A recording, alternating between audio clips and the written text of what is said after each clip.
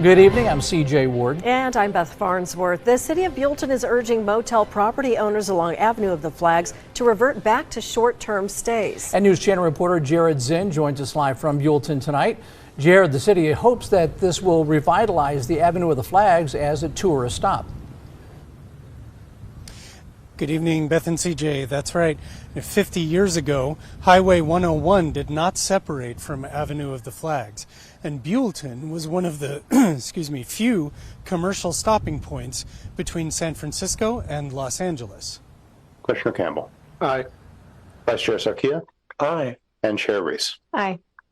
Resolution passes. Over the last 20 years, many of the motel properties located on Avenue of the Flags in Buellton began unofficially housing people long-term. I suspect that people didn't know on both sides. I think the motels probably didn't realize that that was a problem, and the city didn't realize it was happening because we don't patrol the motels looking for that. So I think over time it just sort of happened. Despite these properties being recently declared permanent housing by the state, long-term housing is not specified in the original plans for the Avenue of the Flags corridor. In order to get rid of those housing units, we had to build replacement units. Replacement units have been built, more are being built, and so the goal right now is to enact an ordinance that would incentivize the property owners to convert back to a short-term rental situation. City planners understand that many of these long-term residents have legitimate need of affordable housing.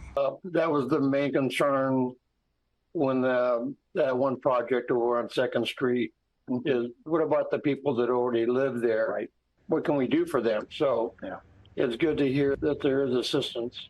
Under the latest ordinance, as long as they're on waiting lists for affordable housing projects that are in the works, they can remain where they are until July 1st, 2026. To the extent people are trying to qualify, if they've been qualified to move into one of these new projects by January 1, they can bring us that documentation. There are other big changes coming to the area, including the famous Pea Soup Anderson's property slated to be demolished and redeveloped as an Art Deco mixed-use building. What they're really shooting for is that mid-century highway commercial type look that harkens back to what was here back in the 50s and 60s.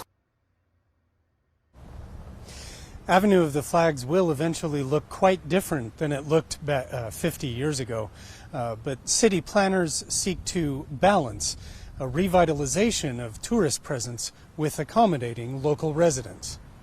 Live in Buellton, I'm News Channel reporter Jared Zinn.